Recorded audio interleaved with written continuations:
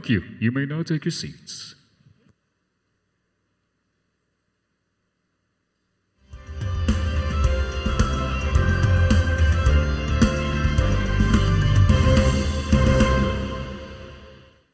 One year ago today, I stood here before you, setting forth the plans that we have to improve our economy, bring jobs to our people, improve the ease of doing business, recalibrate our educational system to adapt to the new economy, lower and rationalize energy costs, boost agricultural production, enhance healthcare, and continue social programs for the poor and the vulnerable. Last year, we emphasized certain strong headwinds that were confronting us along with the rest of the world in our post-pandemic economic recovery. While the global prospects were bleak, our economy posted a 7.6% growth in 2022, our highest growth rate in 46 years.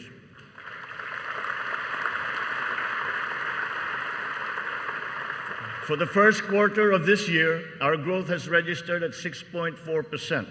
It remains within our target of 6 to 7% for 2023. We are still considered to be amongst the fastest growing economies in the Asian region and in the world. It is a testament to our strong macroeconomic fundamentals.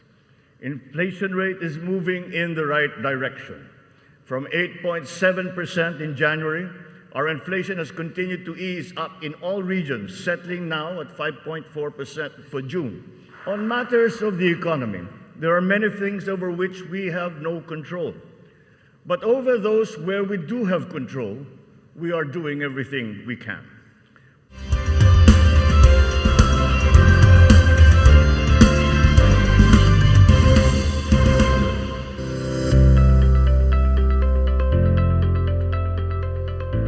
Good morning, ladies and gentlemen. Welcome to the 2023 post-SONA Philippine Economic Briefing. We are your hosts. Beside me is the Undersecretary of the Department of Budget and Management, Margo Salcedo. And co-hosting again today is none other than the Managing Director of the Bangko Sentral ng Pilipinas, Tony Lambino. Good morning, Margo. Good morning, Tony. Good morning, everyone. And we are so excited. It seems just like yesterday, Tony, that we were here for the first ever post-SONA Philippine Economic Briefing. And today, we all welcome you to the second post-SONA Economic Briefing.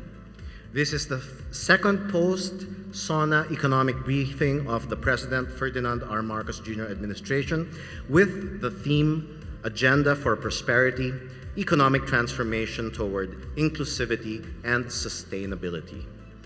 Today's event will serve as a platform to elaborate on the President's economic pronouncements during yesterday's SONA.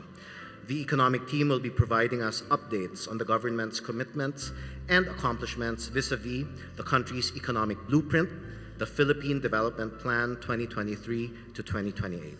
We will also be joined by representatives from the private sector and multilateral organizations who will share their views on the SONA and the country's socio-economic agenda.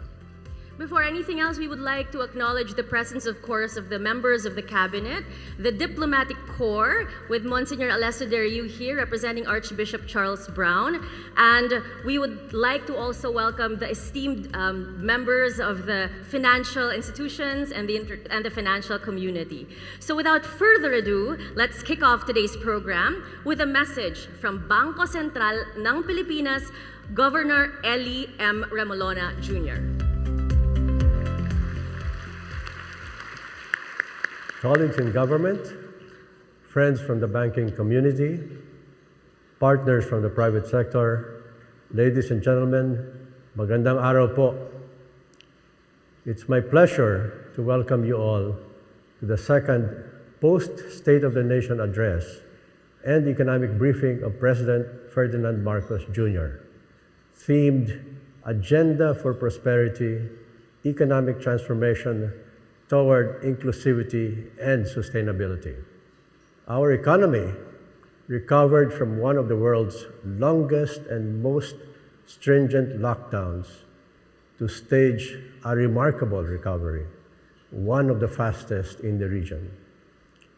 Part of the reason behind This economic resurgence, I would say, is the strength of our banking system. Unlike in previous crises, our banks form part of the solution rather than part of the problem. This is in part due to our work in ensuring financial stability. Our challenge now is inflation. Fortunately, the BSP's inflation targeting framework has served us well in the face of unusual supply shocks. We continue to focus on our mandate of price stability and have dedicated our resources and attention in pursuit of this goal. Our models tell us that inflation will be within the target range of 2 to 4% by the fourth quarter of 2023. This is the range that we think is ideal for an economy like the Philippines when it's growing at full capacity. We also face increased digitalization in both our banking and payment systems. This presents opportunities for efficiency, competitiveness, and inclusion. We are mindful and will manage the attendant risks to ensure continued trust and confidence in this increasingly digital economy. We want to bring more Filipinos into this financial fold so that as many of us as possible can share in the fruits of economic progress. In all this, collaboration between the public and private sectors is crucial. We need to work together toward an economy that is strong, stable, sustainable, and financially inclusive. I'm sorry that I cannot join you in person, but our Deputy Governor, Francis Tequila, will represent the BSP in the panel discussion. Thank you very much at mabuhay po tayong lahat.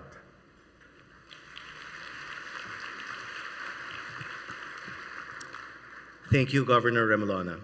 Please know that we are broadcasting live on PTV4 and live streaming on the Facebook pages of RTVM, the Presidential Communications Office, DOF, BSP, NEDA, DBM, with sign language interpretation. And we are also live streaming with simultaneous interpretation in Cebuano through the BSP Cebuano Facebook page, in Ilocano through the BSP Ilocano Facebook page, and in Filipino through the BSP's Filipino Facebook page. To open today's discussions, may we call on stage Finance Secretary Benjamin E. Diokno,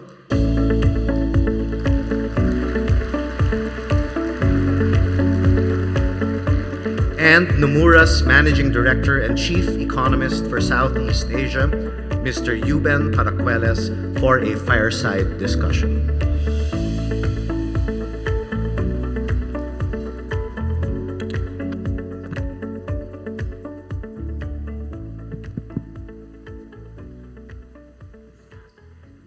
Thank you, and good morning, everyone.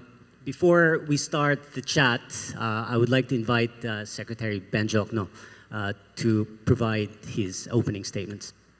Thank you, Ruben. Ladies and gentlemen, good morning. Today I will discuss the country's fiscal performance and outlook and the policy tools we need to pursue to sustain the Philippine economy's growth momentum. The Philippines is one of the fastest growing emerging economies in the region, with much promise of growth in the years ahead. And this is amid a fragile global economy. In 2022, the economy grew by 7.6%, the highest in the last 46 years. This is followed by a robust Q1 2023 growth of 6.4%. This year, we expect the economy to grow between 6 to 7%, then pick up the pace to 6.5 to 8% from 2024 to 2028. The pillars that hold up the strength and resilience of the Philippine economy are built on a solid fiscal framework, guided by the medium-term fiscal framework. To recall, the framework's goals are to attain a national government deficit to GDP ratio of 3% by 2028. That's where we were before the pandemic. Debt to GDP ratio below 6% by 2025 and around 51% by 2028. And sustained infrastructure spending at 5 to 6% of GDP annually. Our consistently strong fiscal performance, as well as improving revenue generation and spending efficiency, brings us closer to these goals. From January to June this year, revenue collections of the national government reached 1.9 trillion pesos, up by 133 billion pesos, or 7.7% year-on-year. Tax collections grew by 7.5%, while non-tax collections grew by 9.1%. Our stellar performance was the result of higher economic activity and efficiency gains from the digital transformation of our revenue agencies. The digitalization of the Bureau of Internal Revenue and the Bureau of Customs have continued to maximize the government's revenue potential, simplify taxpayer compliance, and improve the ease of doing business. Now, sustaining revenue collection requires a simpler, fairer, and more efficient tax system, reinforced by a combination of tax policy and tax administration measures. Reforms in the pipeline include Package 4, or the Passive Income and Financial Intermediary Taxation, a VAT on non-resident digital service providers, and excise taxes on single-use plastics and pre-mixed alcoholic beverages, which are expected to be implemented starting 2024. Higher economic activity and increased investments will bring us to even greater heights. The policy environment for foreign direct investments is the most open and liberal it has ever been. Aside from the economic liberalization measures, which have effectively opened many sectors, such as retail trade, renewable energy, toll roads, airports, telecommunications, and shipping, to 100% foreign ownership, the Philippine government is sharpening its public-private partnerships, or PPP, policy tools.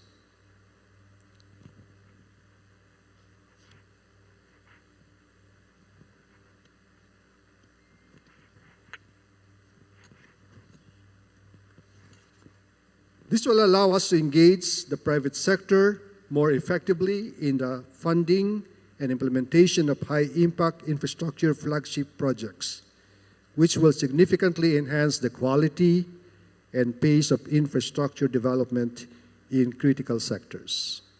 Furthermore, the recently enacted Maharlika Investment Fund will serve as a vehicle for growth. As an additional source of funding, the MIF is expected to widen the fiscal space, reduce reliance on official development assistance in funding big-ticket items, and some target investments areas include green and blue projects, rural development, digitalization, sustainable development, and healthcare.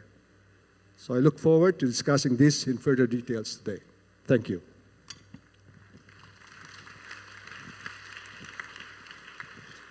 Okay, thank you very much, Secretary Jokno. And again, thanks for this opportunity to be able to discuss with you a little bit more detail, particularly the fiscal outlook, which I think is an important topic, not just for those here domestically, but also offshore investors, which I speak to a lot, being based in Singapore. So I'll start with the revenue side, so just under the MTFF. And congratulations, revenue collections have been holding up this year, 14.4% of GDP, that's pretty strong.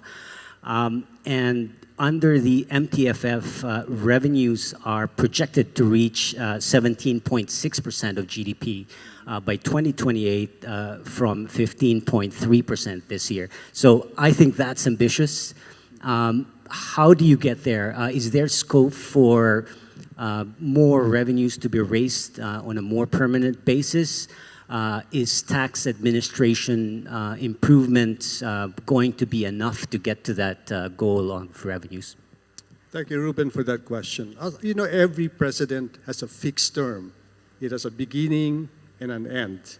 And in the Philippines, the president has a 6-year term without re-election. So you got to do what you can do within those 6 years. That's why as early as the first month of the Marcos Jr. administration, we designed what is called the medium-term fiscal framework. And so that's our North Star. We want to be, as you mentioned, where we want to be by 2028. Luckily, we inherited a tax system that is superior to what they inherited, the previous administration inherited from the previous one. So that said, the tax system that we inherited is a good one, but it's not a perfect one. Nothing is perfect, right? So I think for the first 3 years or 2 years, we can afford to just rely on administrative measures. But down the road, we will continue to reform the tax system, make it even better, and that's why I mentioned some measures that we intend to do. The single tax on single-use plastic, higher tax on sugary beverages, tax on MU. And these measures were also mentioned by the President, by the way, in his State of the Nation address. So on top of increasing administrative reforms plus digitalization, the President mentioned that, we have some measures that we have actually lined up. In fact, I have roughly estimated what we can collect additionally from the new tax measures. Between 2024 and 2028, it will amount to about 1 trillion pesos. Okay? Okay, so interesting. So I think that needs to be emphasized, the sequencing. Tax administration measures at the beginning and then complemented with the measures when they get passed through Congress.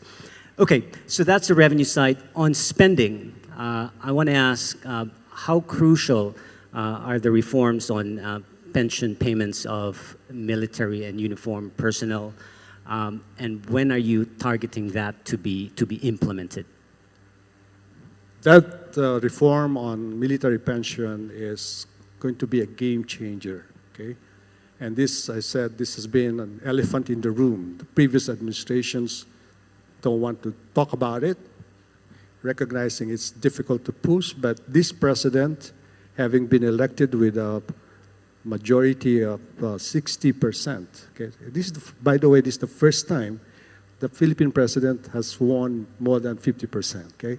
Because usually we have several candidates, and you can elect a president with only 25% voters, okay, voting for the president. This president was elected by 60% of Filipino voters. And so he said, yeah, we have to address this issue once and for all, otherwise it will have a catastrophic impact in the future, right? So this military pension reform will be, as I said, game changer. It will open up a lot of fiscal space in the budget. If my numbers are right, 2024, we have allocated something like 300 billion pesos. 300 billion, that's approximately $6 billion okay, for the military pension. Now, how soon will this be implemented? I think we are pushing for this. The military pension reform is part of the top priority legislative agenda of the President, concurred in by Congress, and we expect this to be passed before the end of the year, and so it will have an impact as soon as January of next year. Okay, wow, that's soon if it's going to happen this year. Can I follow up? I know you've been doing the rounds and doing consultations with the stakeholders. What has been the feedback so far? I think so far, as we explained to them, that this is really for their own good to make the pension system more sustainable in the future, and I think they are very recipient. Well, there are three types of beneficiaries from this reform. Those who are already retired will not touch them, more or less, because that's like a contractual obligation to them. Those who are in active service will be asked to contribute gradually to the system, and those who are going to be recruited for the first time will pay the full amount of the benefit. That's basically the way it will be structured. We have the treasurer and my several USECs have been going around and explaining to them. And so far, I think the results of the consultation are very encouraging. Okay. Great. Okay, I want to move to credit ratings, the road to A. I know Fitch just recently put back the outlook to stable from negative, and Moody's was in town recently with discussions from the policymakers. What is your sense of the likelihood that there'll be more upward pressure on the ratings? What are these ratings agencies looking for to get to that? I think it's much more difficult to get an A upgrade, right, from triple B plus to A. But that is still our goal. Our goal is still to what we call road to A, and so we expect to have that A rating by before the end of the president's term. Actually, Japan already has A minus for us, right? For China, the Philippines is triple A rating, but we want to get A rating from the three major rating agencies. I think they are still looking for, they do not doubt our ability to service our debt. I don't think so. Yeah. So they're looking for more structural reforms that will maybe make our fiscal position stronger. And I think with the military pension reform, plus the right sizing of the bureaucracy, plus more tax reform, I think we'll qualify for A rating. Okay, that's clear. Moving on to infrastructure, which the president also mentioned a lot in his SONA yesterday. And on the funding side, so you talked about the MIF. Can you just give us a sense of how do you expect the MIF to accelerate the infrastructure implementation? And given that it's only starting out, how soon do you realistically expect the impact to be felt? Okay, let me give you a background. Under the previous administration, when I joined the previous administration, I look at our infra as a percent of GDP. For the last 50 years before the Duterte administration, we were only spending something like 2%. That's why we suffer in comparison with our Asian peers, okay? So I said, we cannot sustain this. We got to increase our expenditures for infrastructure. And that brought about what I call the golden age of infrastructure. I started that. And it became build, build, build later on. So the previous administration spent something like 5 to 6%. And they delivered despite the crisis on that. And I think we should have a cycle of maybe the next, from the previous administration, the next 20 years should be, we should continue to build, okay? Now, previously, under the previous administration, when we came in, we don't have ready-to-implement projects. But, project development is kind of takes time, right? Project ID, evaluation, detailed engineering, so forth. Luckily, this government has immediately, that's a list of ready-to-implement projects. Some 194 priority projects worth 8.3 trillion pesos. We need a lot of money for that. I look at the funding source for this 8.3. About 55% will be ODA, Official Development Assistance. 10% will be through the budget, and then 30% through public-private partnership. But we need these projects done as soon as possible. So the Maharlika Fund will be an additional avenue for funding this 194 and counting, because we continue to develop new projects, as I said, for the next 20 years, okay? So that's the source of funding that Maharlika can provide us, and it's a different form. It's no longer borrowing. It will have less stress on the budget because there will be equity contribution for this build program. And in terms of the timing, when do you see that starting to have an impact on some of these projects? Okay, the Maharlika bill was signed into law a few weeks ago.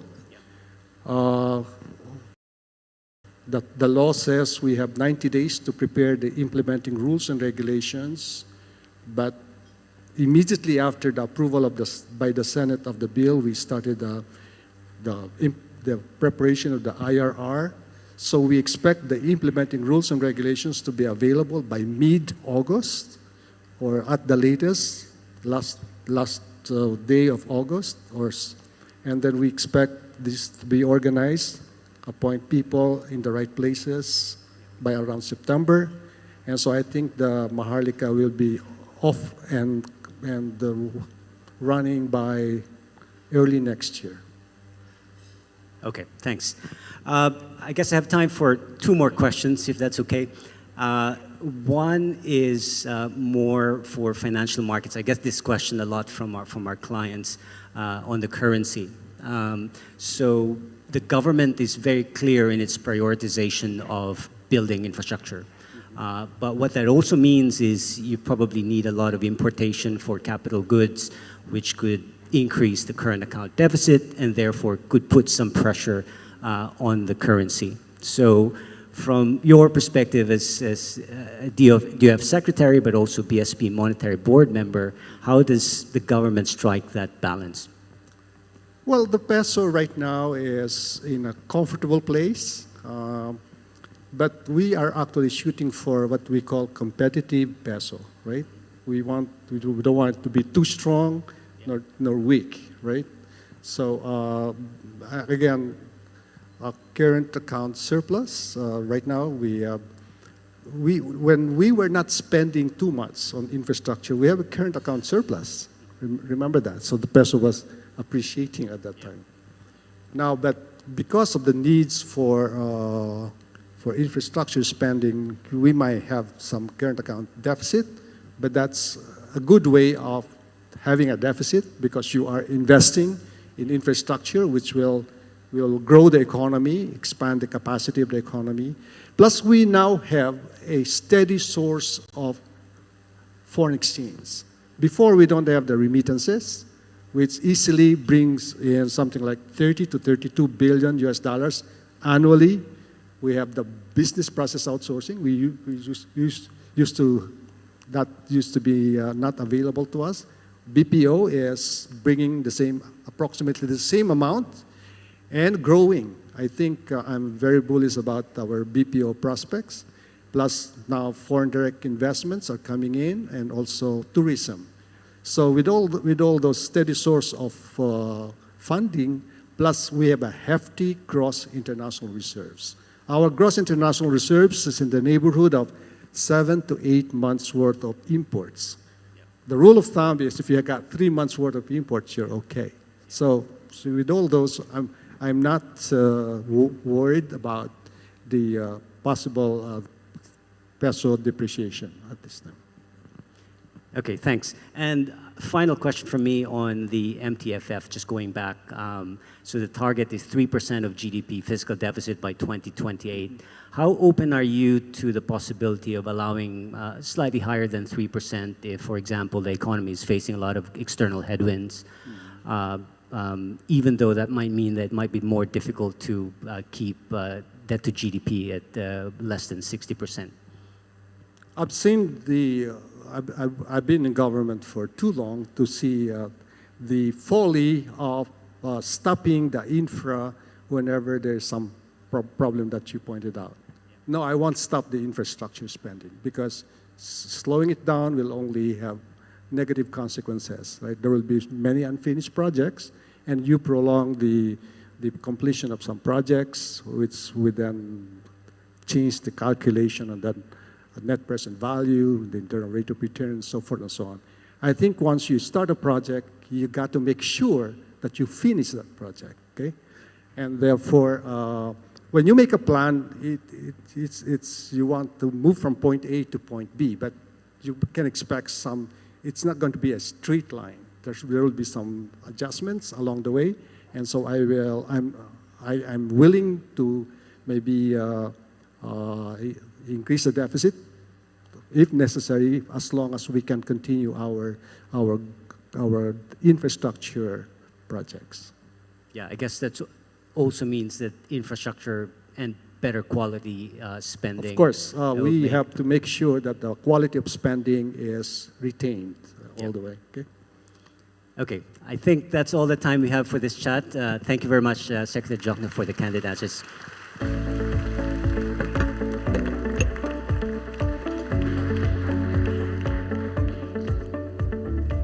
Thank you very much, Finance Secretary Benjamin Diokno and Mr. Paracueles, for that very engaging and very encouraging. I hope that it brings in even more investors now, that wonderful discussion. Thank you so much. And may we kindly request Secretary Diokno to please stay on stage as we proceed to our panel discussion. With the President's SONA yesterday and the Fireside chat that just happened here in PICC, we have been provided a better sense of the administration's economic plans and priorities. And now, for the first panel session, we will hear straight from the economic officials their plans on how to further transform the country into a fast-growing and forward-looking economy. To give us more details, let me now call on stage our key economic officials. And please join Secretary Diokno, starting with NEDA, National Economic and Development Authority Secretary Arsenio M. Balisacan.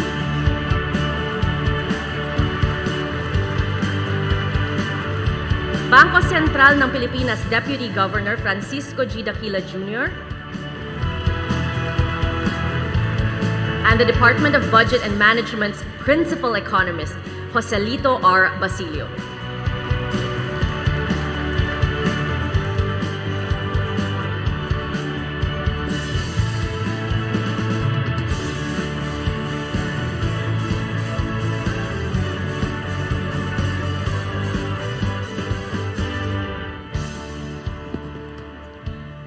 Good morning again. Good morning, sirs. Thank you for joining Margot and I for this panel discussion.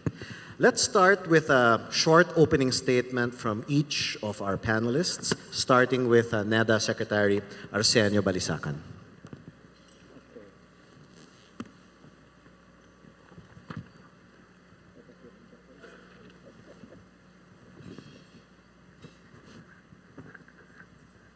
Thank you. Good morning, everyone. Complementing what we heard earlier from my colleague Sec Ben, the Marcos administration wasted no time formulating a sound development blueprint and creating an enabling policy environment supporting strong economic recovery and sustained growth momentum in its first year of office. President Bongbong Marcos quickly set his 8-point socioeconomic agenda, which served as the framework for the Philippine Development Plan 2023 to 2028 and accompanying regional development plans, providing us a development strategy roadmap in the medium term. To improve our economy's competitiveness and signal our country's openness to business, the government worked to create an investment-friendly policy environment through the issuance of the implementing rules and regulations of the amended Public Service Act, the revised IRR of the Build, Operate, Transfer Law, the amended Joint Venture Guidelines of the National Economic and Development Authority, or NEDA, among others.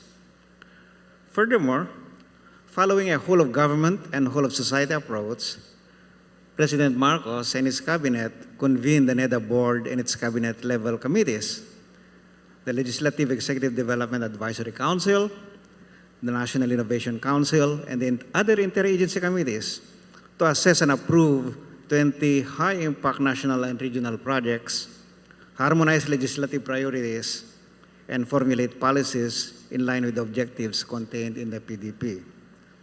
Such efforts resulted in our economy's robust recovery and return to the high growth norm, sustained improvement in our labor market indicators, and a continued downtrend for inflation. So what can the investor community and the public look forward to in the coming years? To ensure that we remain on track to meet our goals and recalibrate our strategies as necessary, we, NEDA, in coordination with other agencies, will monitor and evaluate the implementation of our development roadmaps. We will likewise monitor the progress of the government's infrastructure flagship projects, or IFPs, and ensure that concerned agencies take appropriate steps to resolve implementation constraints and ramp up our country's infrastructure drive. The government will create and promote an enabling policy and regulatory environment conducive to investment, innovation, and high-quality job creation. In line with this objective, we will continue to strengthen our public-private partnership, or PPP framework, and facilitate the efficient assessment of PPPs. We will also enable a dynamic innovation ecosystem through the policy and advocacy initiatives of the National Innovation Council. Of course, we remain committed to monitoring critical socioeconomic indicators and undertake rigorous analysis for evidence-based policymaking as we tackle emerging issues. We will take action and coordinate our efforts as we push for legislative executive priority measures supporting the development agenda. Through these initiatives, the Marcos administration will bring our economy closer to one that is prosperous, inclusive, and resilient, aligned with our long-term vision of providing a firmly rooted, comfortable, and secure life for our Filipinos. Thank you. Thank you so much, Secretary Balisacan. And now to give his insights on where the Bangko Sentral ng Pilipinas now stands and how our economy stands, we welcome now the message of Bangko Sentral ng Pilipinas Deputy Governor Francisco G. Daquila Jr. Morning to everyone. I will provide some updates on key developments on areas within the purview of the BSP.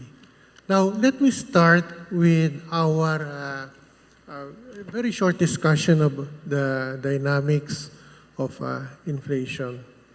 Last year, inflation spiked across the globe, mainly due to supply chain disruptions related to the pandemic, as well as to brewing geopolitical tensions, and that has not spared emerging market economies, including the Philippines.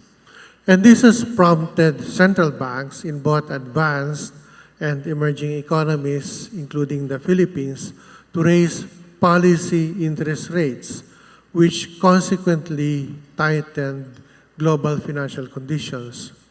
The good news is that in recent months, headline inflation has started to decline. So the latest number that we have this June is at 5.4%, significantly down from its peak at the start of the year. And this is due to easing supply-side constraints, lower global oil prices, and the policy actions undertaken by the BSP. And that is illustrated in the left panel of this chart, which shows the inflation outlook as coming from our forecasting models. And so our latest baseline forecasts indicate that inflation could average at 5.4% for this year, which is above our inflation target range, but it will go down to 2.9% for next year, as can be seen in the right panel of this chart, which is comfortably within our target range of 2 to 4%. While we expect inflation to average above the target in the first half of this year, as can be seen again in the left panel, in the June monetary policy meeting, we are seeing inflation will continue to decelerate through the third quarter of this year, and then to settle within target by Q4, barring any new unforeseen shocks, especially coming from the supply side.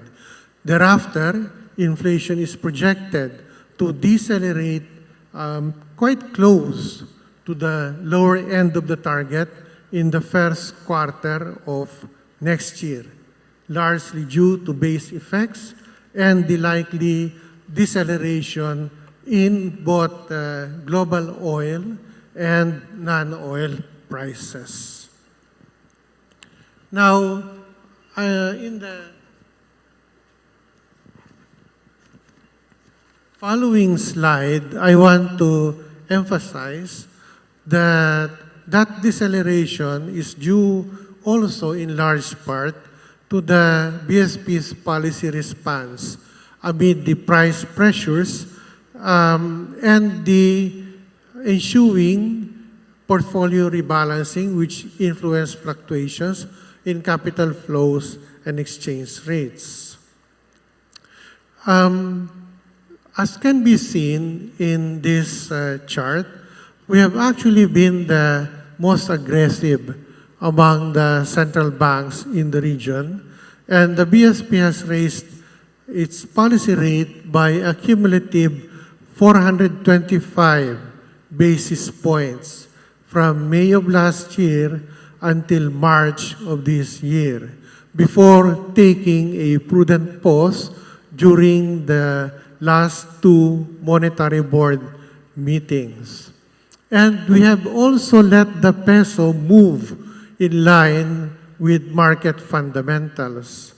While the sensitivity of inflation to the exchange rate has remained low, and that has happened after we shifted to inflation targeting and after we have let the market determine the broad direction of exchange rate movements, the key concern is anchoring inflation expectations.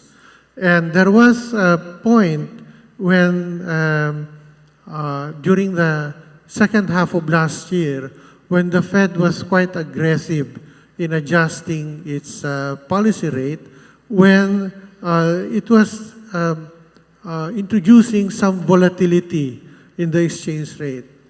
And that has been addressed by the prompt monetary policy actions of the Monetary Board. So we are confident that the policy rate adjustments, as well as the years of implementation and enforcement of the BSP's comprehensive policy tools and regulations, will not result in financial imbalances as the Philippine banking system continues to stand in a position of strength. Key banking indicators are summarized in this slide. And they would show, for example, that in the first quarter of this year, bank profits have actually grown by almost 35% year on year. Deposit growth has reflected the sustained confidence of the public with an 8.2% year-on-year growth as of end May of this year. And the non-performing loan ratio has actually gone down to 3.5%, again, as of end May. So we see this continuing the robust performance of banks, as evidenced by all of these key indicators, and that we see banks remaining well-capitalized, well-managed, and well-governed, giving us confidence that the policy rate adjustments were done without risking financial stability.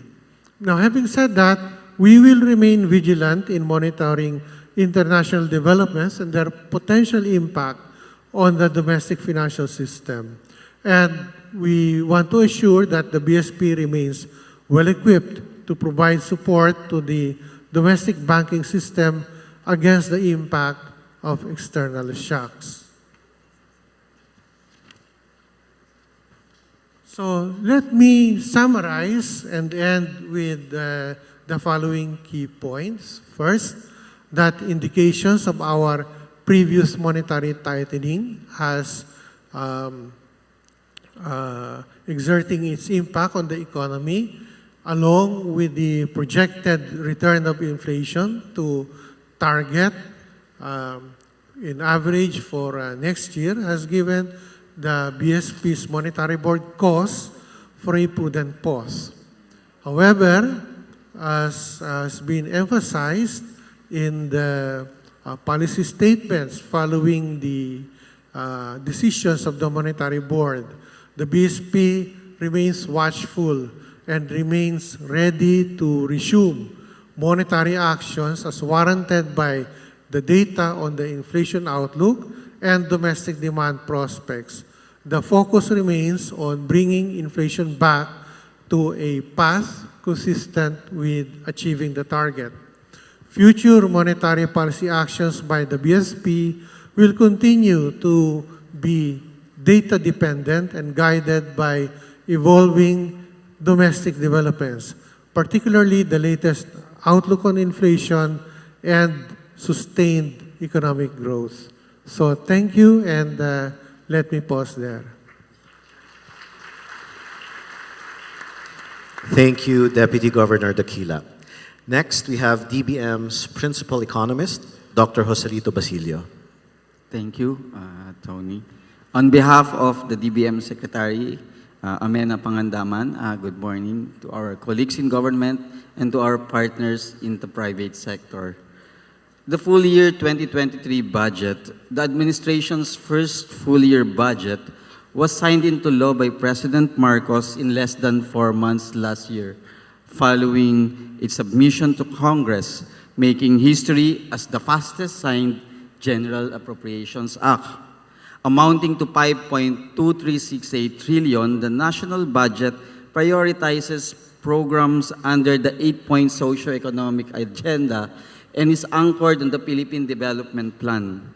Determined to be an example of bureaucratic efficiency, as of June 30, 2023, the DBM has already released 90% of this national budget for the immediate implementation of these programs.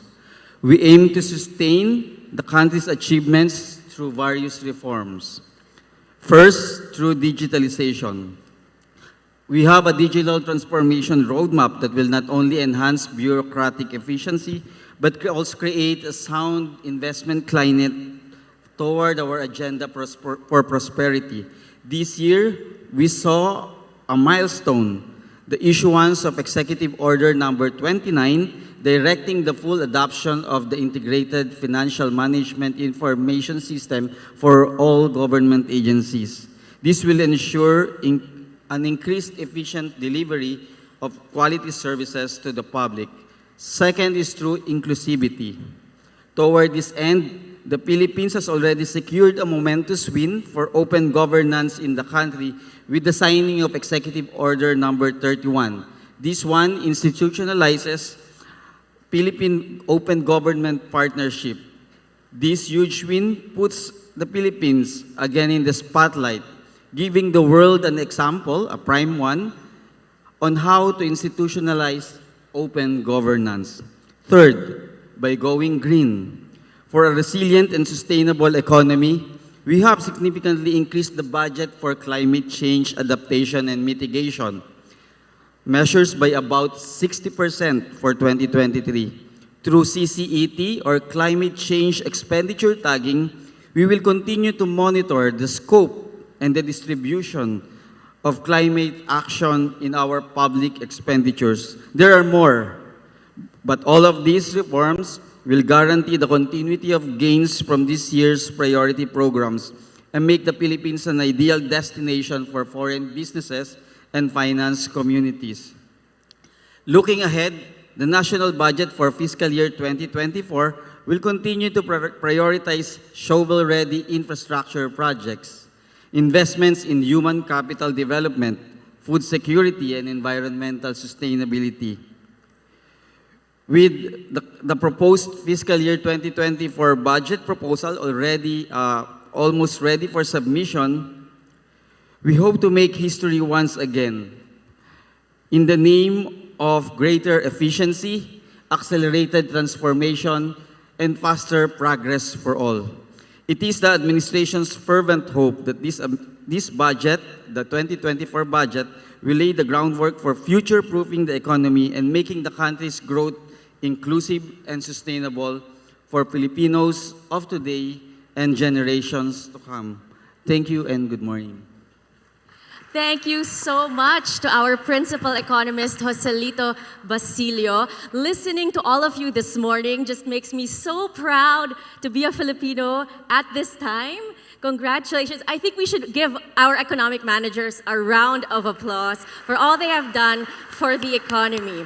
Open government, climate change, the budget to address climate change has increased by 60%. They did 7.6% growth, which was the highest since 1976. It's just wonderful news everywhere. So congratulations, sirs. And so now, may we ask the head of the economic cluster, Secretary Jokno. So yesterday at the State of the Nation address of President BBM, he said that collaboration is key. So after he mentioned that, of course, in just 1 year, he rattled off all of your achievements. With that phrase, collaboration is key, and we have members of the private sector here. What is the government's vision of PPP, and what are the points of alignment looking forward? PPP, right? Public-private partnership. You know, within 100 days of President Marcos's term, we revised the implementing rules and regulations of the BOT law because there were many complaints that the private sector it's lukewarm. They don't want to engage into PPP because of certain provisions. So we amended that law within 100 days. And right now, we have approved under the new rules some 212 billion pesos worth of 4 projects. Okay, I remember the PGH Cancer Center. That's one. The other one is the airport project, NAIA, was also approved. And then the Laguindingan Airport. And there's another one, Tiplex extension to La Union. We approved those 4 projects under the new public-private partnership within, the Tiplex was approved within 10 weeks. That's a record. But the most recent one, the NAIA improvement, was approved in 6 weeks, another record.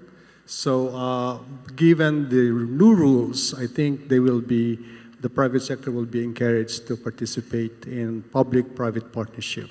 As I said, out of the 194 priority projects, around 30% of those will be funded through PPP.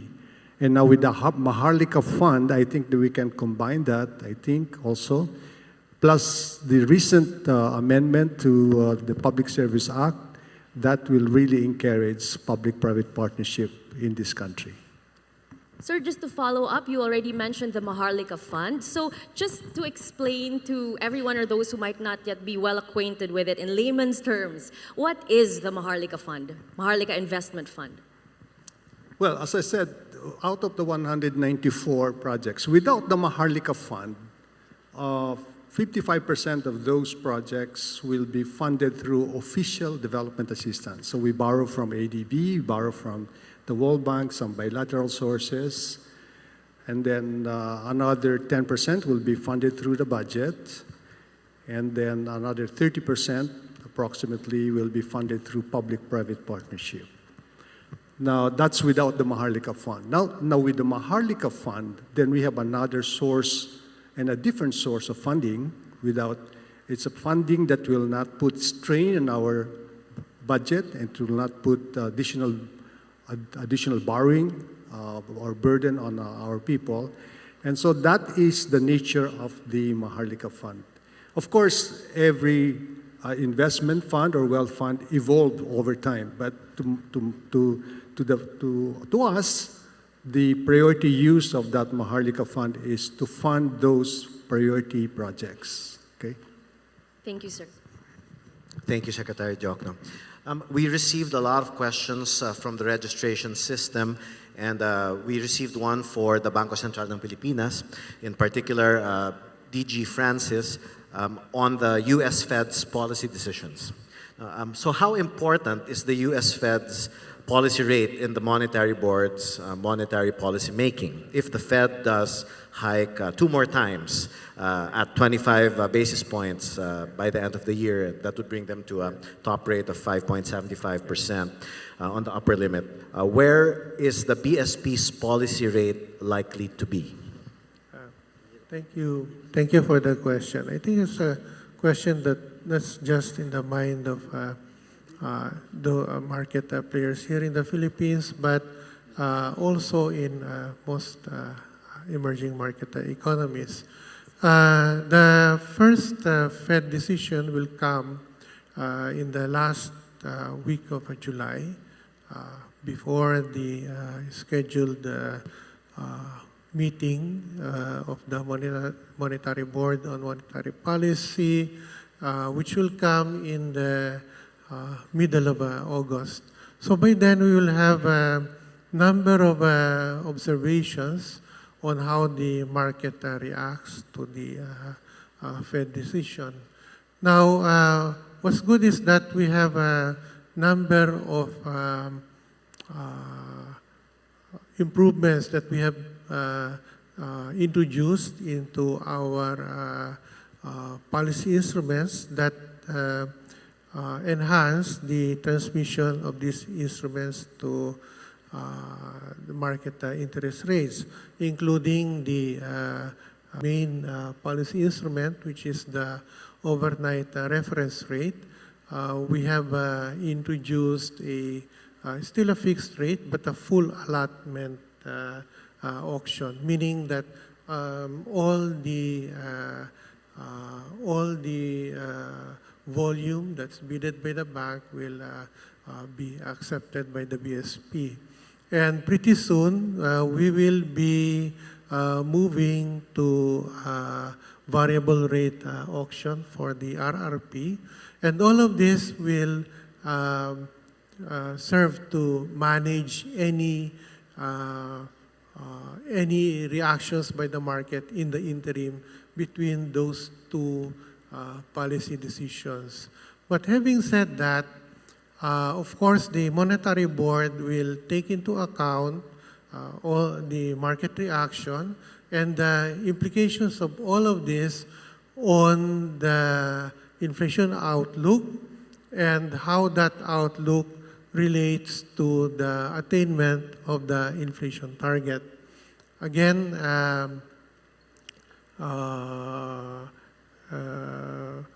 as I've said in the introductory PowerPoint, and as the board has been emphasizing in its monetary policy statements, that the BSP remains ready to act to ensure that inflation will be on a path that is consistent with achieving the target. Now, again, having said that, the environment today is very different from what we saw in the third quarter of last year, when the Fed was just beginning to undertake a series of very aggressive policy actions. And right now, the market is seeing that perhaps the Fed will do 2 more before before pausing. So it's a different situation with respect to the Fed, and very importantly, it's a different situation with respect to the outlook on inflation for us, for the Philippines. In the third quarter of last year, I can recall that inflation was still on an upward trajectory. And for some time, actually, we were thinking that perhaps the supply shocks are already finished. But we saw another spike in food prices in January of this year.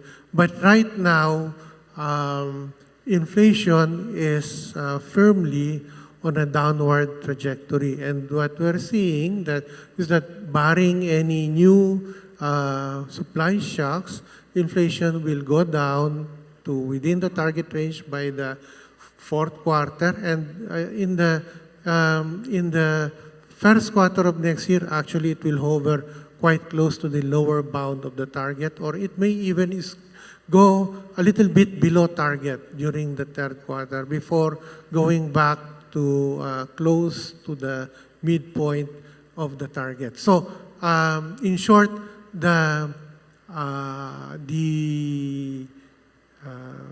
situation now is very different compared to what it was, and the board will, I'm sure, take that into account in coming up with the appropriate monetary policy action.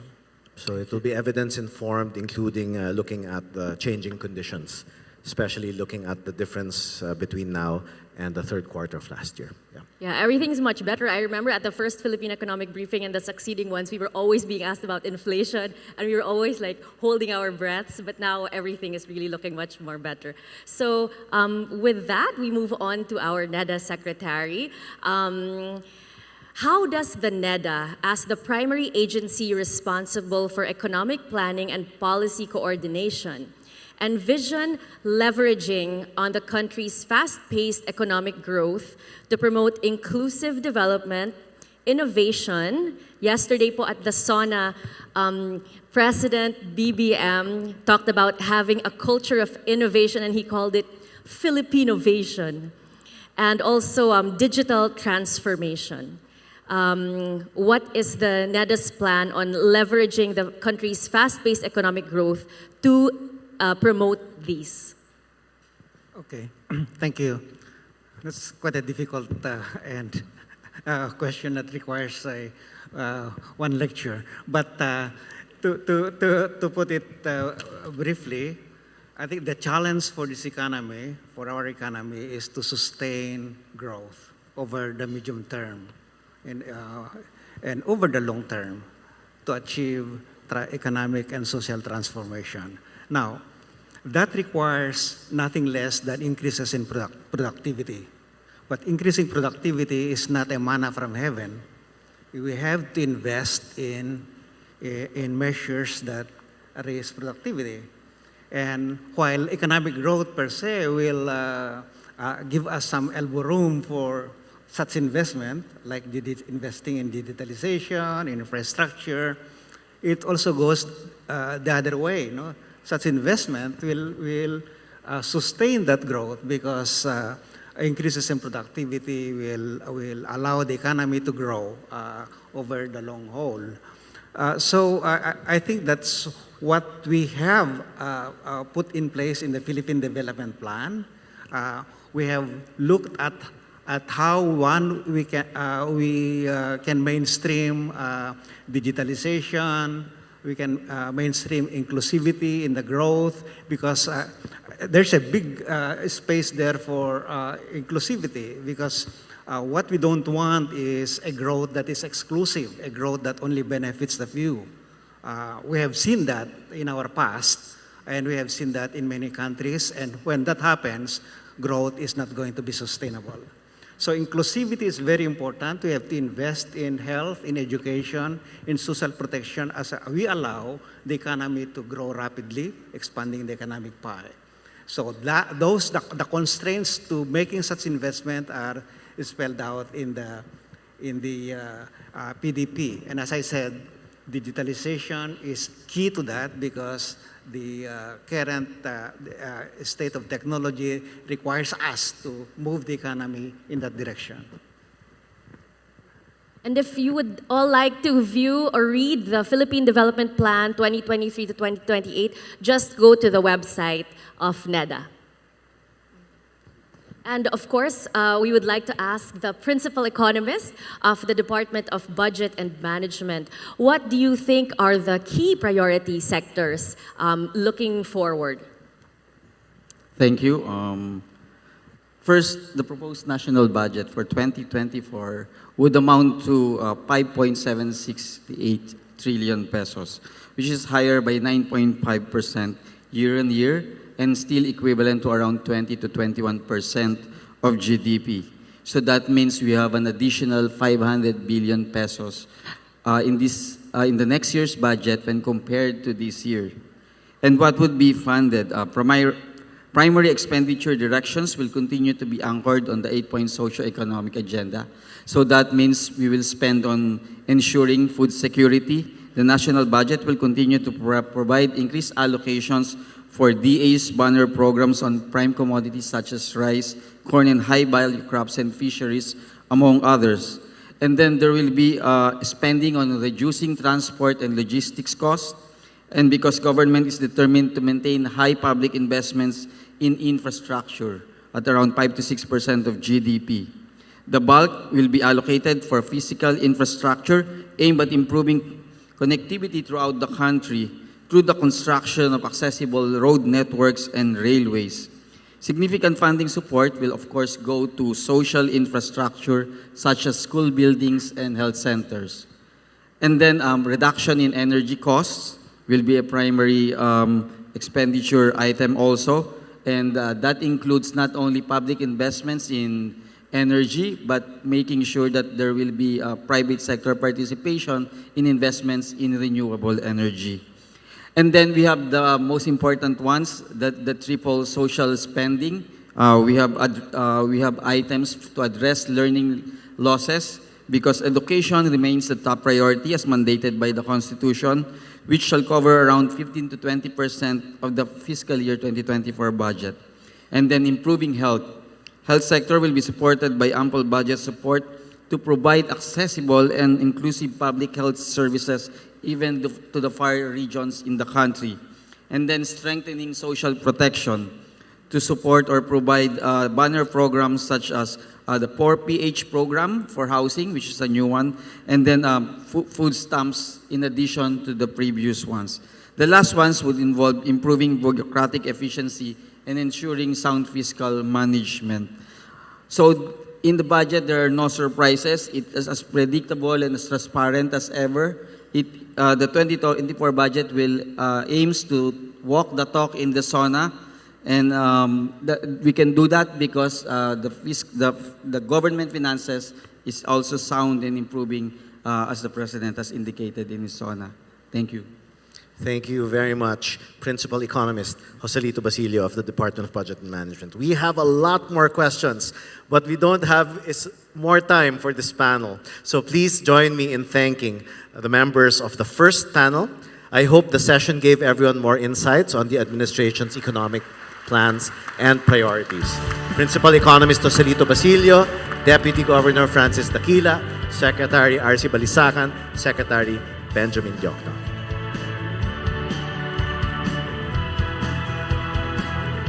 And we will do our mid-morning stretch for everyone. First, a photo of the panelists. And could we please call the panelists for the second panel to join them as well? Yes, Sir Pavit, Sir Ragnar. Let's do it already, please. Yeah. Ma'am Tessie C. Coson, Attorney Dick Balabad. And of course, Yuben and Yusek Aluf, who will be moderating the next session.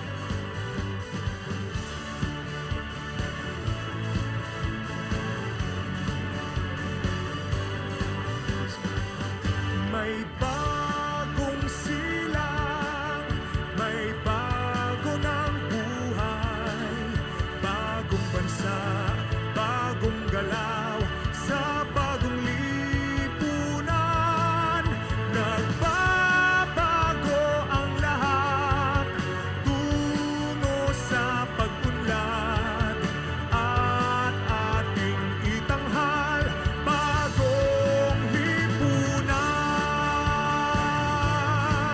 Thank you. Now's the exciting part. We're going to ask all the panelists to join our participants today, and the camera will take a picture from the stage. So can we please ask everyone to do their mid-morning stretch and stand up to join the photo? Please, everybody, and move to the center of the room. May umagang namasdan, ngumiti na ang pag-asa sa Can we have the house umagang lights, please? ganda.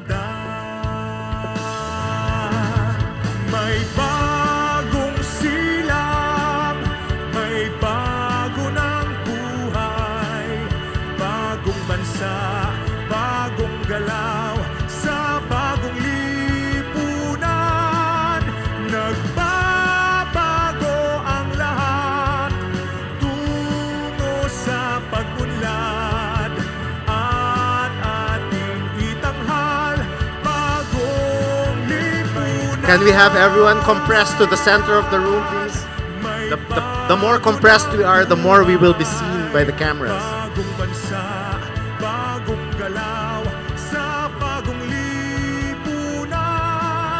Nagbabago ang lahat, tungo sa pag-unlad, at ating itanghal, bagong lipunan. Okay, thank you very much. Yeah, that's it. Thank you. And please, we still have another a set. second panel. And so as we move back to our seats, and the photographers make their way down from the stage,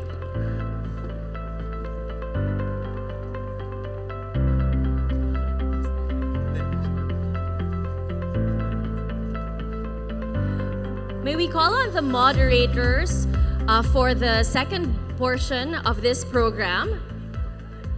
Undersecretary Alu Dorotan Tioseco, and again, Nomura's Managing Director and Chief Economist for Southeast Asia, Yuben Paracueles. And while they make their way back up the stage, we have a short video of excerpts that will introduce the topics for the second panel. Thank you.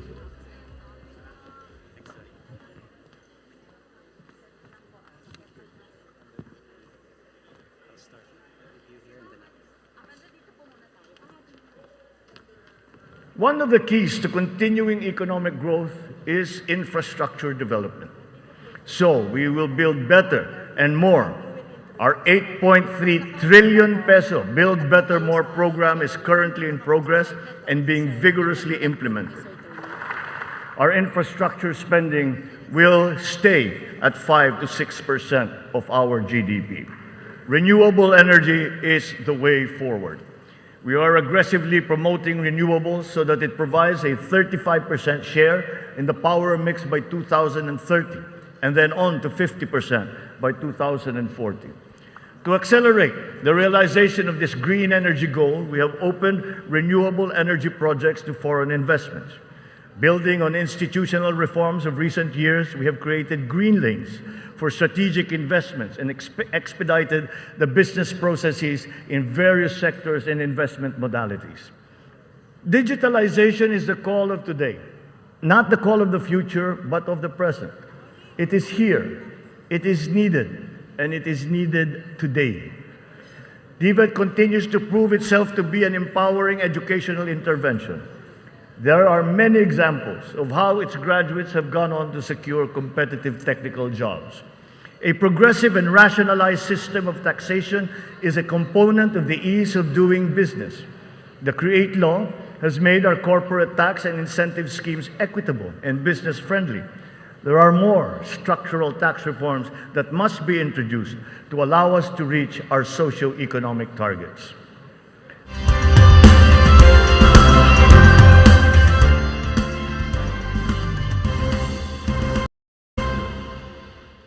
Okay, good morning again, everybody, and welcome to this second panel with my co-moderators, Yusek Alu. We've heard from the economic managers, their views and their plans. Now let's give it a different perspective from the private sector, but also from the multilateral sector. So, yeah, Yusek Alu.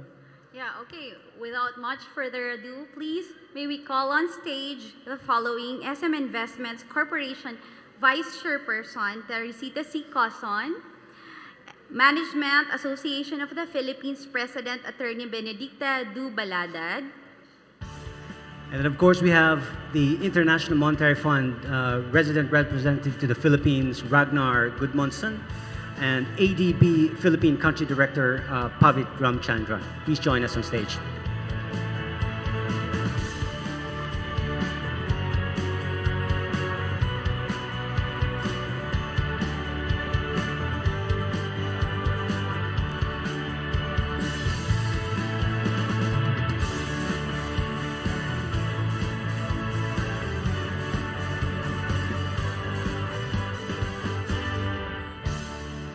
Attorney.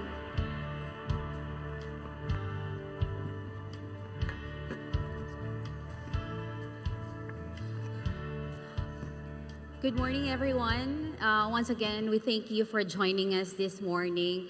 A few minutes ago, we've heard what the government has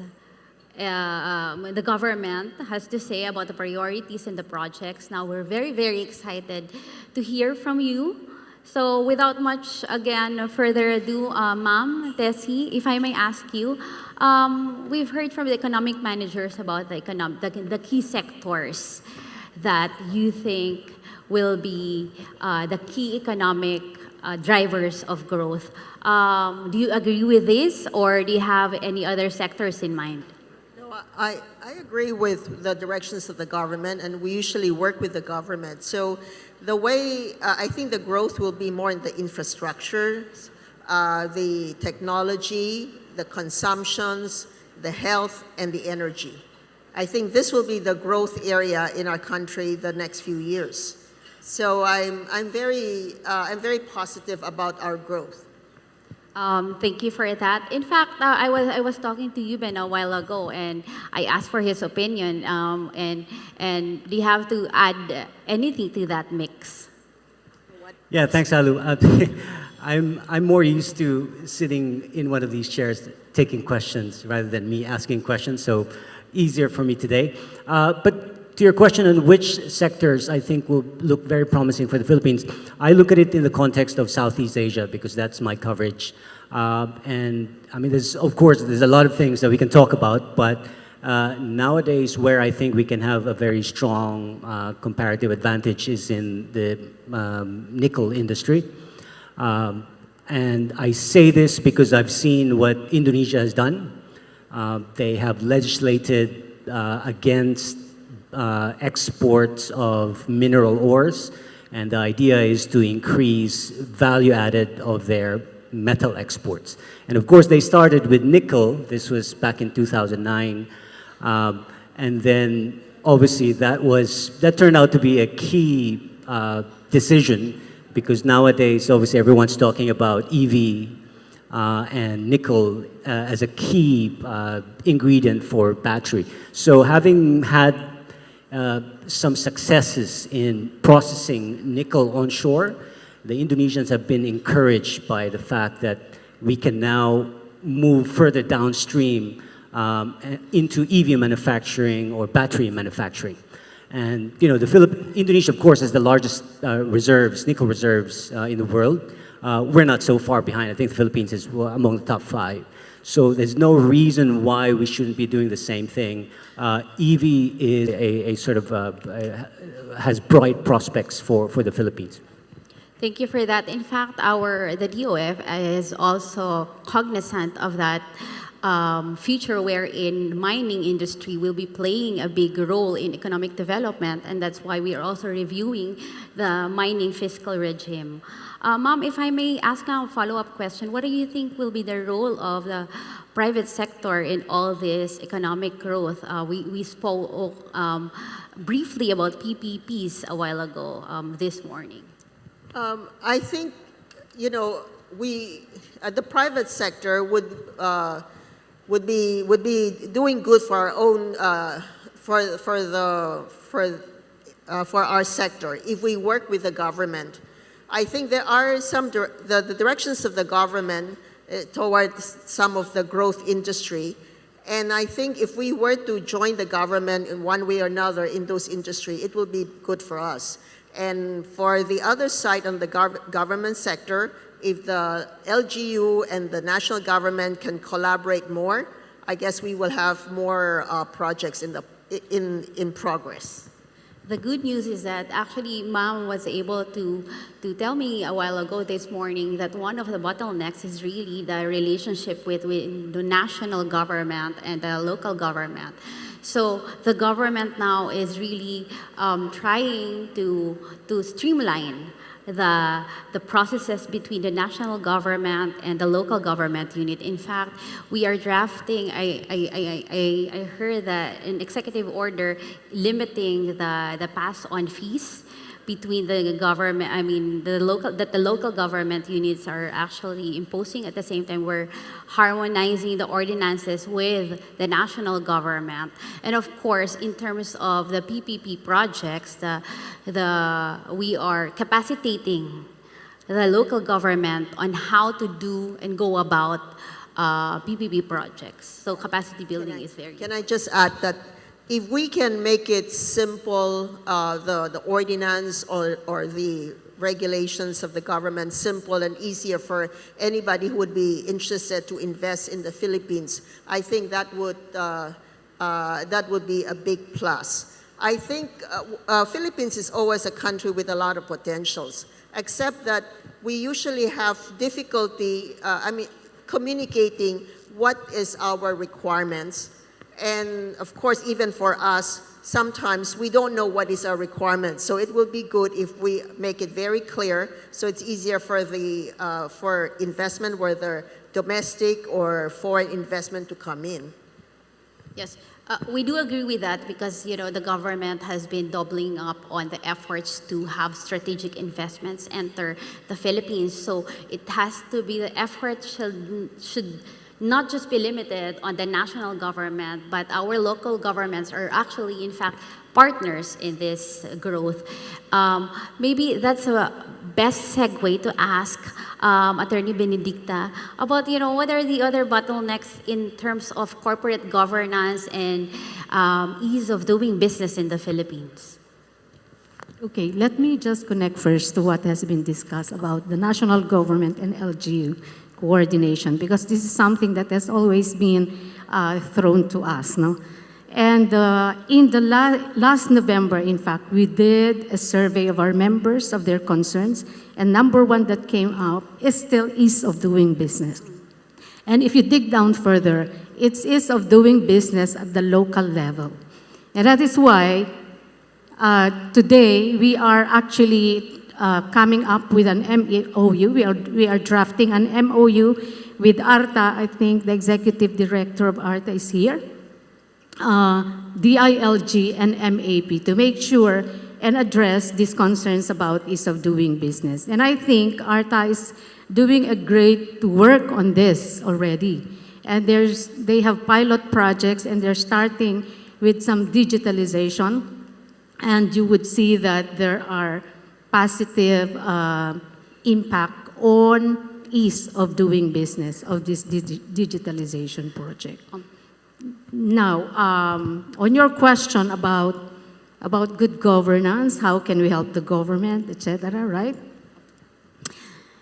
MAP has always been open to collaboration with the government when it comes to aspects as transparency, good governance, etc. And we have opened up several fora for discussions to come in. For example, we have this regular breakfast dialogue with policymakers to discuss urgent issues of the day or those that matters for business.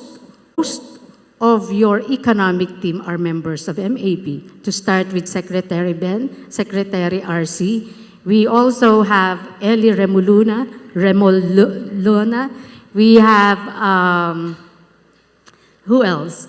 DTI Secretary Fred Pascual, who was a past MAP president. And of course, here we have Tessie Coson, who is in MAP. So as you can see, there is a natural linkage or connection, and there is the same meeting of the minds when we talk.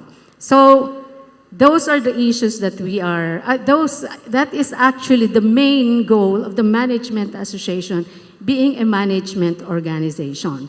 So to give you an example also, because we always wear our management hat when we look at issues. And I'd like to put again our management hat, because there are many, from what we learned, there are many efforts already on the ground, both from the private sector and the government. But if you look at it, and based on the latest data, they're saying that stunting is stagnating, meaning we're not improving, so what happened?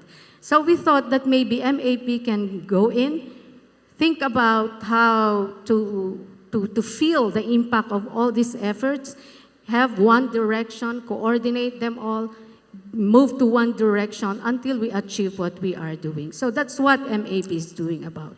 And the same is true with all the other advocacies that we are having, including, if I may say, this may be a little controversial, a push for the creation of the National Branding Council, so that it wouldn't be like to each its own. I think that there has to be a holistic handling, management of the country branding and the Filipino branding. Yes, thank you for those information, ma'am. We all know we're as part of the private sector, we are very, very happy that each of you are finding ways on how to better help the government.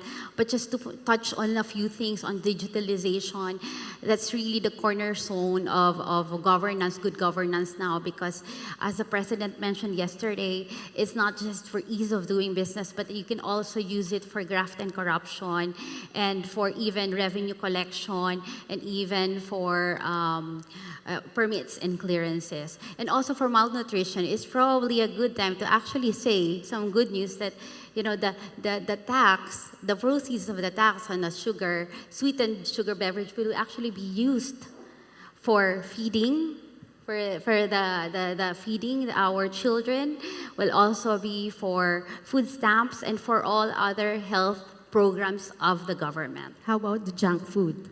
That one too. Oh. Thank you. Okay, thank you, ladies. Maybe shifting gears a little bit on a different sector, and I'm going to go to Ragnar.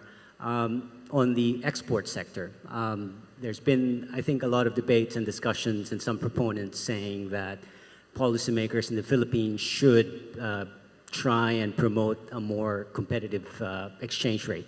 We've heard Secretary Ben as well talk about that earlier. Do you share that view to advance the export sector and help reduce some of the external imbalances? This has been a strategy for many countries, Asian countries in the past. Do you think that strategy still works nowadays? Okay, well, thank you for that question. I think, you know, that most of us now would accept that having a flexible exchange rate should really be the first line of defense of an economy when it's confronted by external shocks. And this flexibility is really very important to facilitate an economy's adjustment to external imbalances, including a widening of the current account deficit. And it's really essential to ensure that the export sector remains competitive.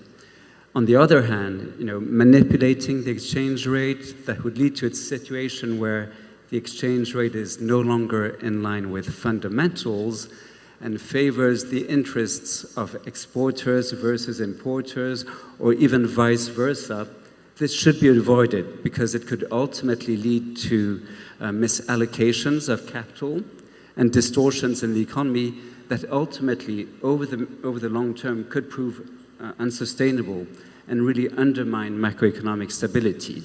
So really focusing on the flexibility of the exchange rate is key. And our recommendation is that while foreign exchange intervention may be justified in order to avoid disorderly market conditions or to tame inflationary pressures stemming from depreciation, especially when the FX markets are shallow, this should not be used as a mechanism to prevent warranted macroeconomic adjustment. And moreover, preserving a flexible exchange rate really allows the central bank to focus its monetary policy on its primary objective, which is to ensure price stability and anchor inflation expectations. In the case of the Philippines, our assessment is that the real effective exchange rate is in line with the level implied by fundamentals and desirable policies. So it's true that we did see a widening of the current account deficit. It grew to minus 4.5%, 4.4% of GDP in 2021. It grew from 1.5% of GDP in 2021 to 4.4% of GDP in 2022. But this reflected mainly the elevated commodity prices that we were seeing, and also an increase in meeting the pent-up demand for imports coming out of the pandemic. So we did see a widening of the current account deficit that did lead to some concerns, but we do expect that in 2023 the situation will normalize. The current account deficit GDP is projected to reach 2.5% of GDP, and this is really going to be supported by a decline in commodity prices and the opening up of China's economy.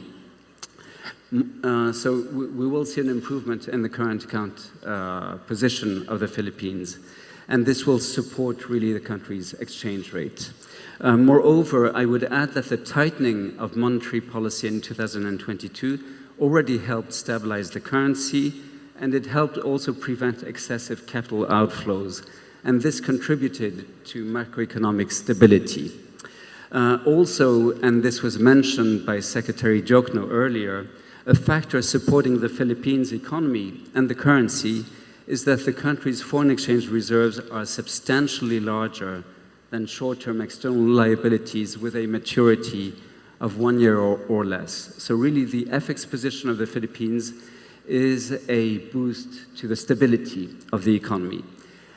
But last, I would maybe say that in order to promote a stronger export sector, the focus should really be placed on boosting competitiveness, opening the economy to foreign direct investment, and promoting trade liberalization, including through regional trade integration. Also, investments that would lead to in a reduction in infrastructure or education gaps. These investments can be key to enhance productivity and really attract new investments that will help generate higher value-added exports and narrow the current account deficit over the medium term. Yeah, great points. Thanks, Ragnar. I think, again, I would point out across many countries in the region, I think the way they improve competitiveness is now via domestic reforms as opposed to using FX policy as a means to support the export sector. So great points. Let me come to Bobby. On the infrastructure sector, we know ADB has been a big supporter of that priority of the government. Could you just give us a sense of the key infrastructure projects that the ADB is currently supporting? Moreover, what is the ADB doing to support the sustainability agenda of the administration, which is again highlighted by President Marcos in his SONA? First of all, thank you, Yuvin, and pleasure to be here from ADB to share our perspective. I think just at the outset, I'd like to say that the macroeconomic fundamentals, which were alluded to earlier, and our forecasts bear them out. We're looking at 6% growth this year, 6.2% next year, has really underpinned the infrastructure push as well. And I think it's this fiscal prudence, macroeconomic stability that I think is providing the foundation, if you like.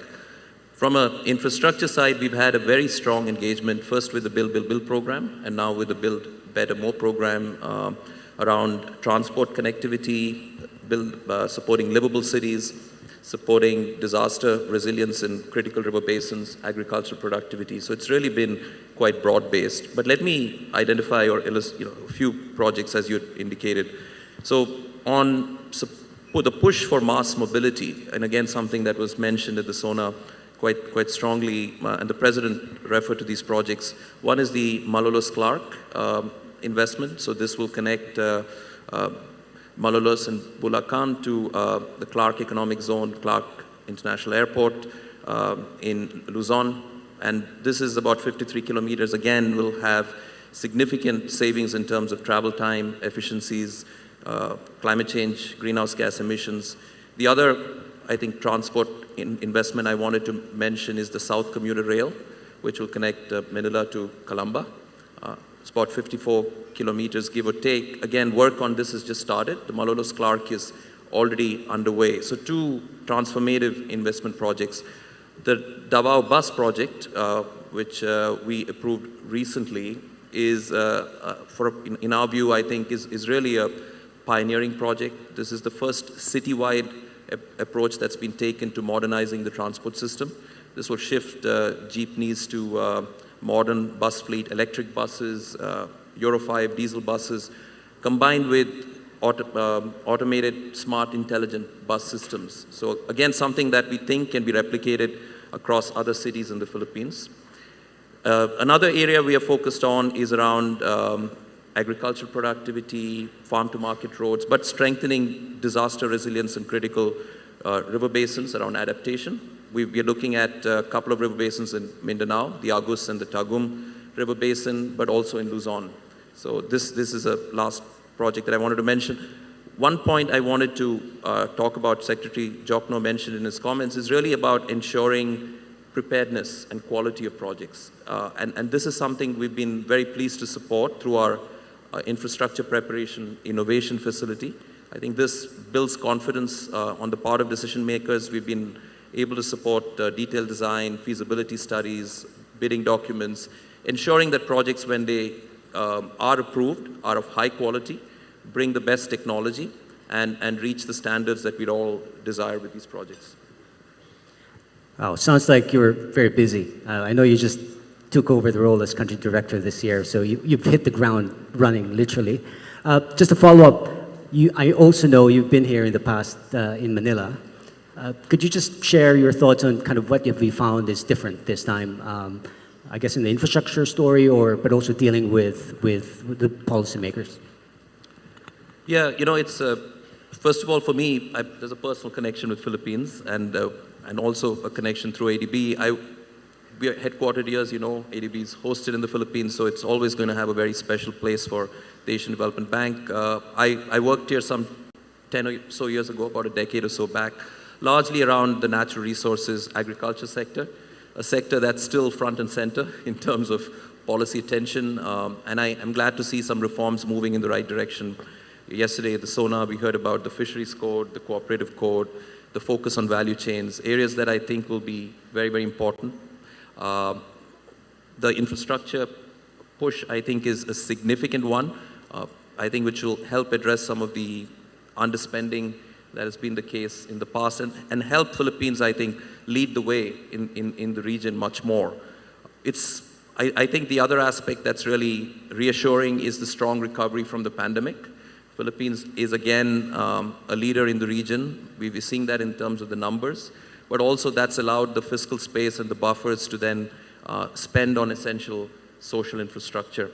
One project I wanted to mention in that regard is the food stamps project. We were able to launch that recently with partners like WFP, but also working with the government of Japan now, the French government. This will be, again, an important project to address the lagging areas in terms of social development around malnutrition, child malnutrition, food insecurity. So something we're keen to engage with as well. Yeah. Thank you. Do we still have time? I think we have. We do have. So let me go back to Ma'am Tessie. Ma'am Tessie, just like, we've heard about the government's initiatives accelerating the growth of the MSMEs. I've heard of exciting news from the SM Investments Group. Can you tell us more about it? Well, in our economy, the MSME plays a very major role.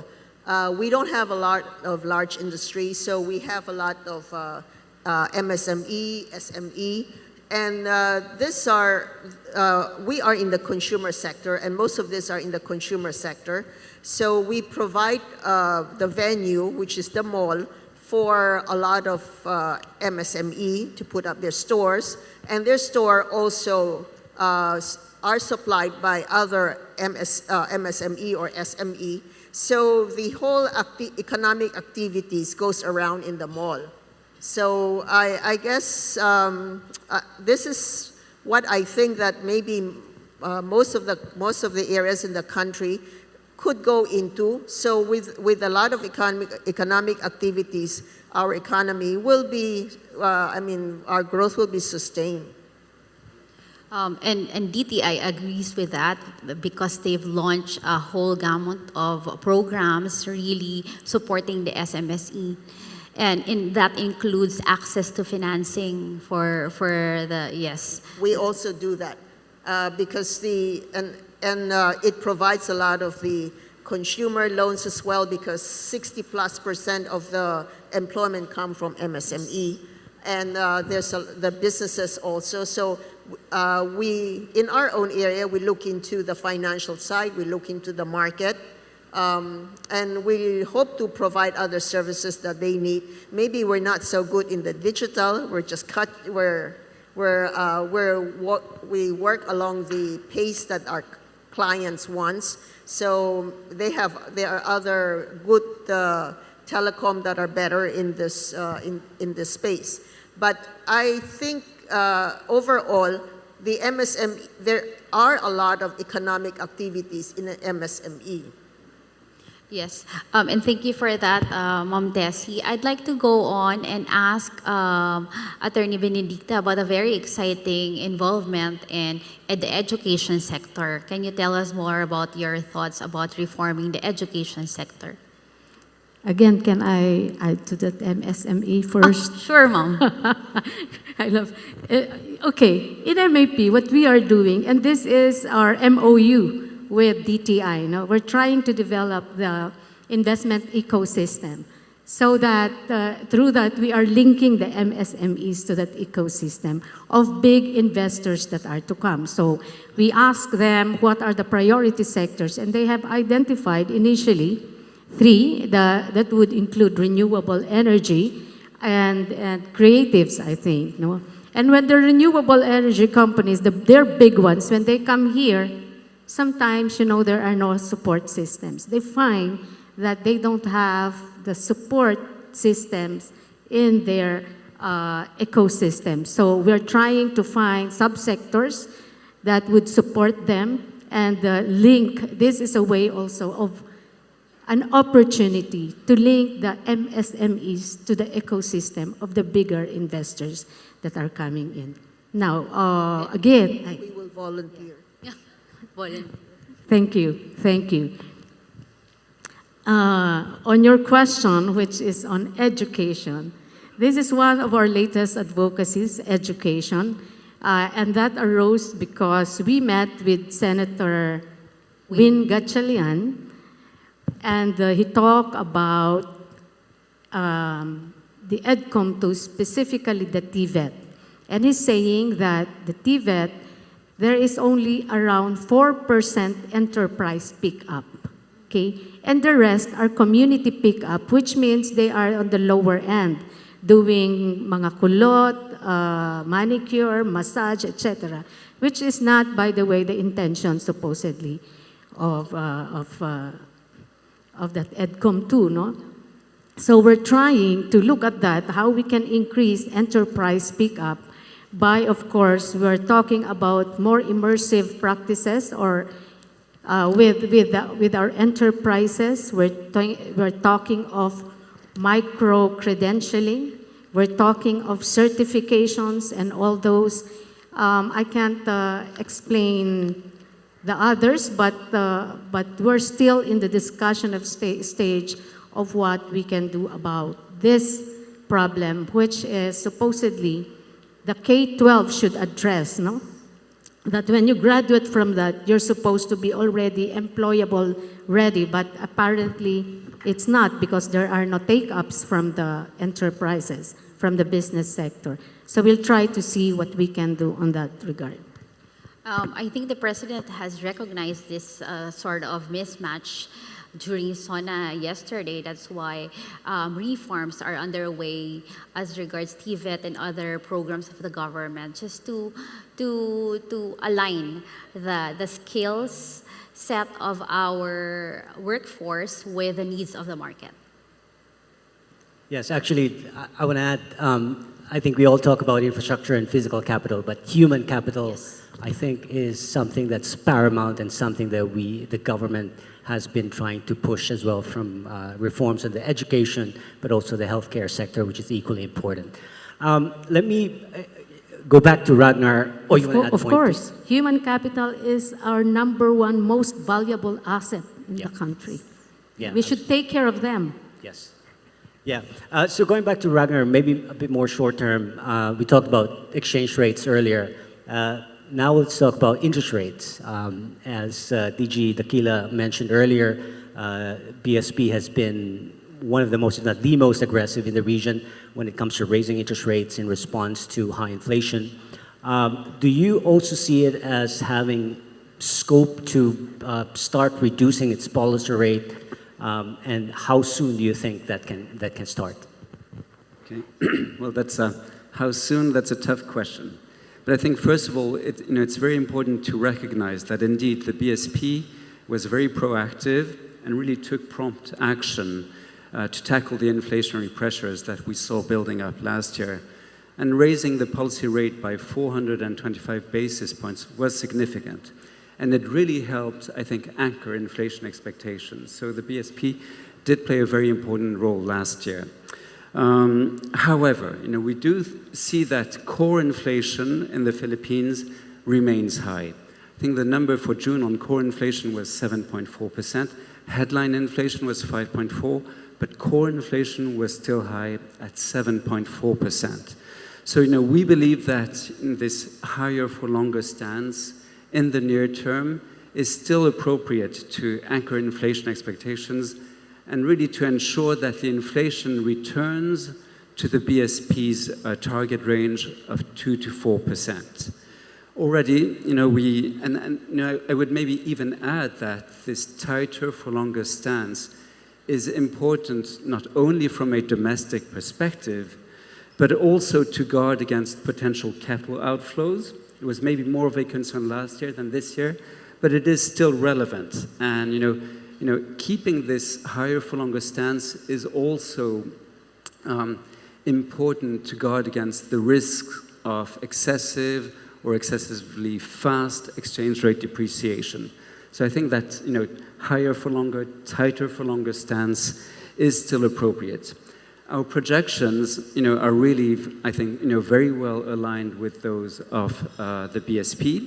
And we think that inflation will slow to about 5.5% in 2023, and then converge to the upper end of the BSP's target band by the end of the year, before continuing to gradually decline to reach about 3% for 2024. But I think, most important, decisions on whether to cut the policy rate really have to be data-driven and, guided by both inflationary expectations and the evolution of domestic prices. And, while we've recently seen, and in the last few months, some easing of food and fuel prices, and we project a reduction, as I said earlier, of the current account deficit in 2023. We still believe that it's important to pay close attention to the possible upside risks to inflation in 2023 and early 2024. These upside risks to inflation could stem from El Niño, the impact of El Niño. It could stem from some pressure on wages linked to the fact that we do see in the Philippines tight labor market conditions. And we're still in an international environment where there is significant volatility on commodity prices. So I think we need to be cautious regarding the upside risks to inflation. And so, of course, the primary factor that we should be looking at is domestic prices, domestic inflationary expectations. But still, it's also important to look at the evolution of monetary policy in advanced economies like the US or the European economies, and to bear in mind the interest rate differential between, let's say, the Fed and the Philippines in order to minimize the risk of excessive capital outflows. May I Yes, add please. that all of this inflations is also because of the global inflations, and especially from the U.S. So even though they may try to work out all these figures, I mean, whether DOF or BSP, I mean, we are collateral damage to what is happening. So I guess as much as we want to lower our inflation rate, we are just one country in the whole world. So I don't think we can do that much by ourselves. We can manage it, but I don't think we can do it according to the ideal way of managing inflations. It's a bit tough. I think, it's really, as I mentioned, it's a combination of looking at what is happening domestically, what is happening to domestic prices, what is happening to inflationary expectations by domestic market participants. But as you mentioned, the Philippines is not alone. And we really have to, the BSP needs to monitor what is happening outside the country. And this is, one of the challenges in a sense. The decision-making needs to be quite nimble. But I think, the BSP has demonstrated its ability to be nimble and to take into account both domestic and external factors in its decision-making. Because if we are left to ourselves, our numbers are okay. But we're affected by the geopolitical problems and the inflation. So I don't think, well, maybe we just have to try to manage it. But I don't think we can go into the idealistic level. Great. As you can see, inflation is an interesting topic of discussion by everyone. I guess we have time for one last question, and I'll throw that to you, Pavit. The government's target, of course, on infrastructure spending is 5 to 6% per year throughout the course of the current administration. How do you assess that number? Is that enough for the Philippines' level of economic development? Yes, I think it's a target that's achievable, it's feasible, and we think it's desirable as well, just given some of the lagging issues from the past. In terms of the sustainability of this objective itself, I think first and foremost, I think there's been sound management, as I said, around debt and fiscal prudence. We've been engaged in terms of looking at long-term sustainable financing sources, including deepening the capital markets here, looking at tapping the contractual savings pool, among other mechanisms. The PPP modality, I think, will be very important in terms of diversifying the financing mix, attracting private sector. Here again, I think sectors like renewables, digital infrastructure, transport. For the investment projects I highlighted earlier, we already have a built-in PPP component, looking at performance-based contracts around operations and maintenance, for example. But there's also been a lot of transaction advisory service that ADB has been providing on airport infrastructure, for example, and other critical infrastructure. So PPP, I think, will be an important one. And the last one I mentioned earlier is just around ensuring that there's robust planning and quality in terms of the infrastructures when we take them through the preparatory process. I think that's something that's worth re-emphasizing again.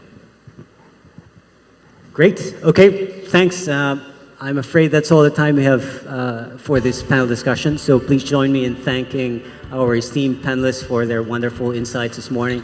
And of course, my partner, Yusek Alu. Thank you.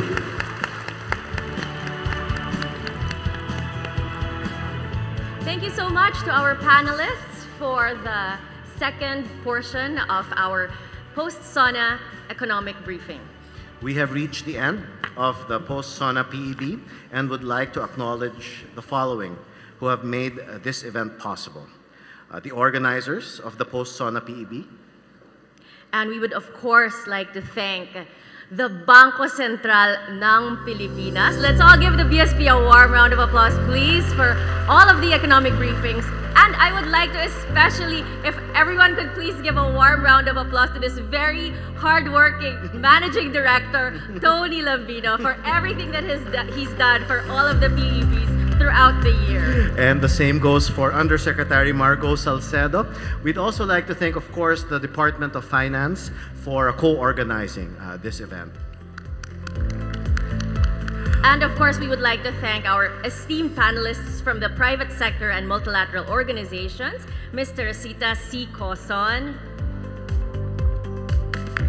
Attorney Benedicta Du Baladad, Mr. Ragnar Gudmundsson, and Mr. Pavit Ramachandran. We would also like to thank our panelists from the government, Secretary Diokno, Secretary Balisacan, BSP Deputy Governor Daquila, DBM Principal Economist Joselito Basilio, our interviewer for the Fireside Chat and moderator from Nomura, Mr. Yuben Paracueles, DOF Undersecretary Alu Dorotan Cuseco. We would also like to acknowledge the Presidential Communications Office, Presidential Management Staff, RTVM, PTV4, the Philippine International Convention Center. And our audience, both in person and online, composed of members of the diplomatic corps. I see our ambassadors here. Thank you for coming. Business and financial communities, the academe, civil society, members of the press, former government officials, and government line agencies. We'd just like to remind everyone that on your tables and on your badges, event badges, there are QR codes. The first one is to the slides and other presentation materials that were used in this Philippine economic briefing, as well as a second QR code for an event evaluation form. It's labeled Stakeholder Inquiry Form. So if you find the time, please do scan those QR codes and access the materials. So once again, we would like to thank everyone. And what's next, Tony? Well, lunch is served. They will be brought to your tables, the packed lunches. So please enjoy your midday meal. And of course, we would like to have no less than the President of the Republic of the Philippines to have the final word. So let's all listen to this.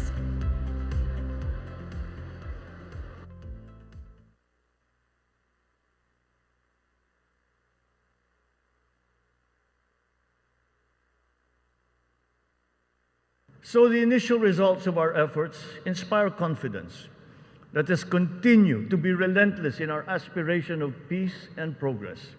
This has not been the work of a single person, neither a single branch of government, nor even the whole government acting alone.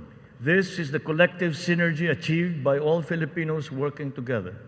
It took a whole-of-nation effort to achieve this immediate recovery from our pandemic slump.